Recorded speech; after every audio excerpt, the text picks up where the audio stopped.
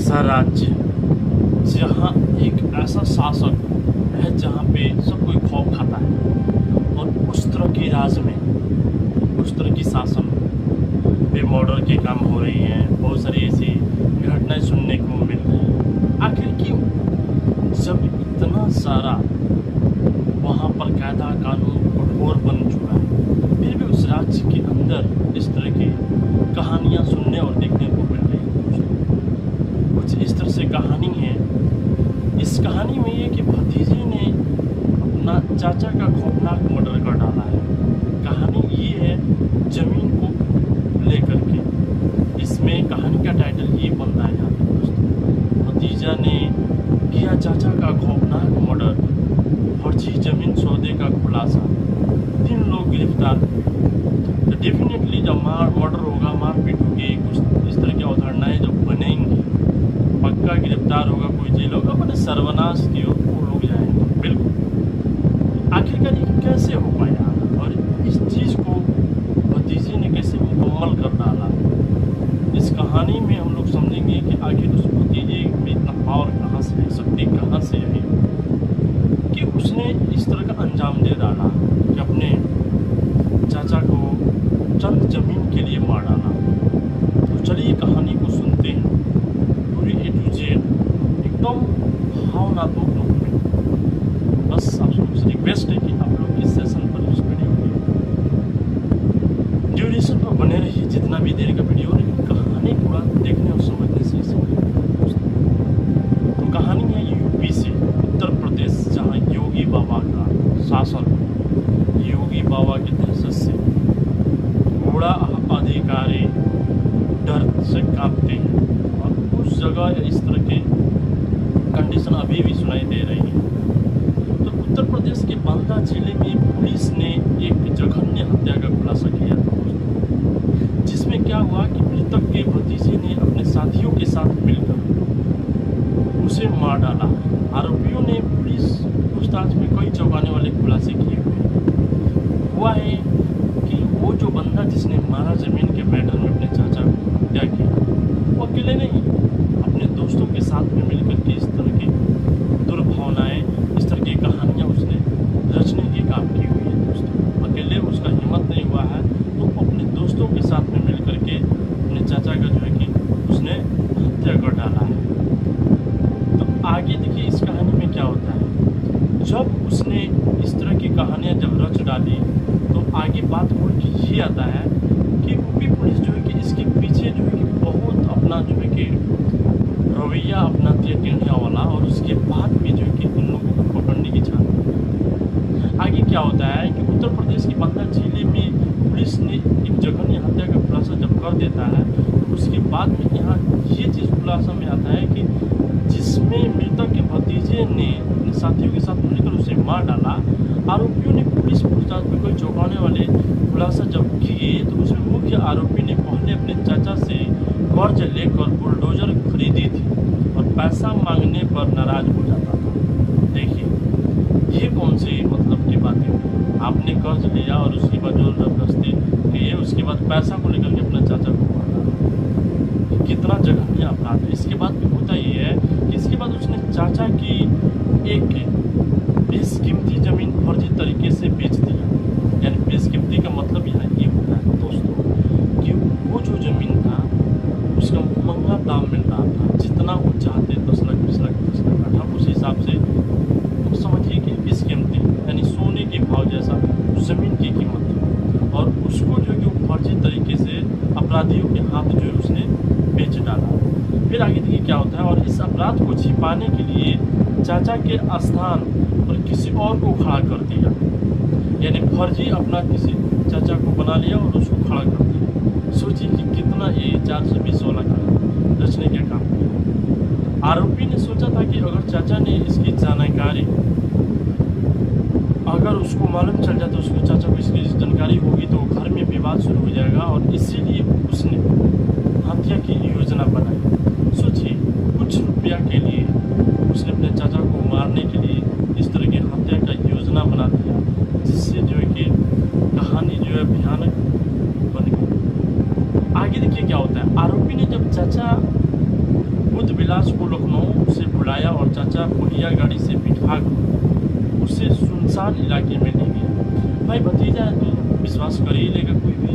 अब इस चीज़ को देखते हुए मान गए विलास से और अपने चाचा का रिश्ता निभाते हुए जब उसने बुलाया तो चले गए उसके साथ में बैठ करके। देखिए क्या होता है, वहाँ उसने अपने साथियों के साथ मिलकर रस्सी से चचा का गला घोट दिया। रस्सी ऑलरेडी लेके गया हुआ था और अपने दोस्त को साथ में लेके गया हुआ था। और उसके बाद में क्या किया, रस्सी के सहारे अपने दादा का गर्दन दबा दिया और शव को सड़क के किनारे खाई में फेंक कर उतार दिया। बहुत सारी गड्ढे और खाइयाँ दिखती है। वहाँ पे क्या किया कि उसने अपने चाचा की हत्या करने के बाद में वो खाई में उसी तरह से बॉडी को फेंक के चला गया। पुलिस ने 3 आरोपियों को गिरफ्तार कर लिया है और उनके पास से हत्या में इस्तेमाल की गई रस्सी, फर्जी जमीन के दस्तावेज और गाड़ी बरामद की है।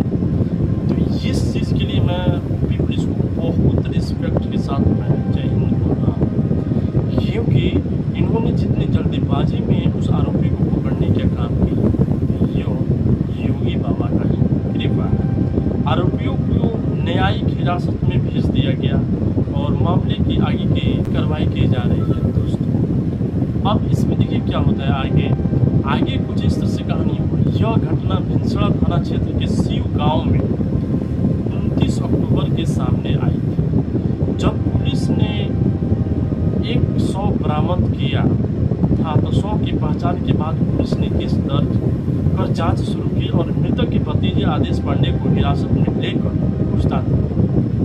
अब पूछताछ के दौरान उसने बताया कि उसने 2023 में बुलडोजर खरीदने के लिए चाचा से 5 लाख रुपए उधार लिए। कोई बड़ा अमाउंट नहीं था दोस्तों। देखिए इसके लिए उसने चाचा की ज़मीन को फर्जी तरीके से बेच दिया और उसके बाद उसने अपने चाचा को ज़मीन को भी बेच दिया। इसके अलावा उसने चाचा की ज़मीन फर्जी तरीके से जब बेच डाला तो उसमें देखिए क्या होता है कि उसके अंदर डर पैदा हो। जब ये डर पैदा हो गया तो उसने सोचा कि इससे विवाद खड़ा हो जाएगा। देखिए उन्होंने चाचा को टपका दिया। सोचिए कि कितना जघन्य सोच है और कितना गलत सोच है। अब जानकारी मिलते ही घर पे विवाद हो जाएगा। अब इस डर से उसने चाचा का हत्या करने की योजना बनाई। एएसपी शिवराज ने बताया कि 3 आरोपियों को गिरफ्तार कर लिया गया है और उन्होंने अपना जुर्म कबूल किया है। पुलिस ने उनके कब्जे से गाड़ी, रस्सी और फर्जी दस्तावेज बरामद किए हुए हैं। आरोपियों के खिलाफ बड़ी कार्रवाई की जा रही है। दोस्तों तो ये है योगी बाबा की पुलिस की कहानी।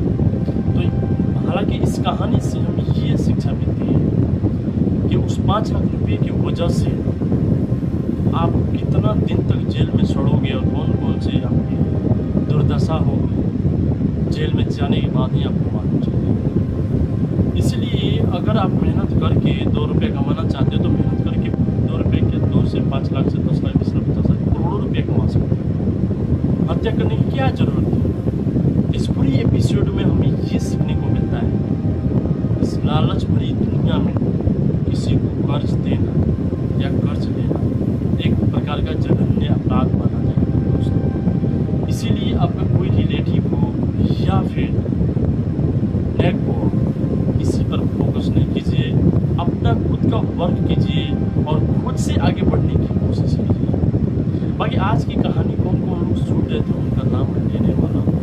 तो हमारा पहली एक कहानी जो रिलीज हुई है इसको सुनने वाले हैं हमारे प्रमुख दर्शक viewer mister Rahul writer number 1 पे। दूसरा है रुपेश रैपर जिनका यूट्यूब का चैनल चलता है रैपिंग वाला।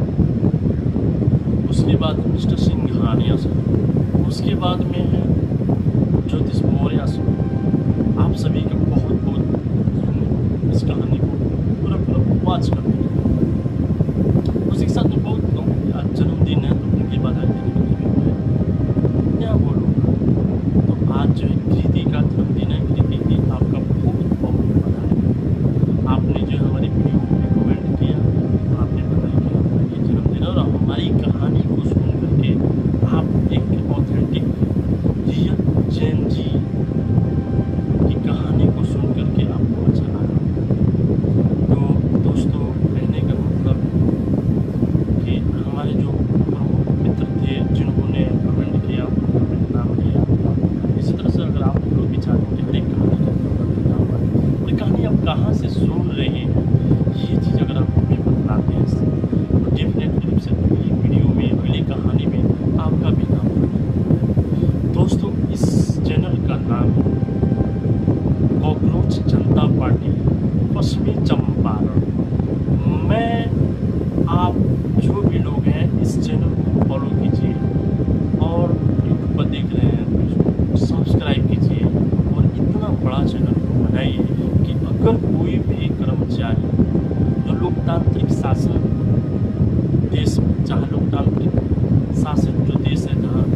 का शासन है और वहाँ पर कोई सरकारी गवर्नमेंट या फिर प्राइवेट अधिकारी कोई भी कानून से हटकर अगर आपके साथ में कोई गैर कानूनी काम करता है तो ये जो पार्टी है आपकी आवाज़ लेकर के खड़ा होंगे और आपको न्याय दिलाने का काम करेंगे। इसलिए आपसे गुजारिश है आप ज़्यादा से ज़्यादा इसको शेयर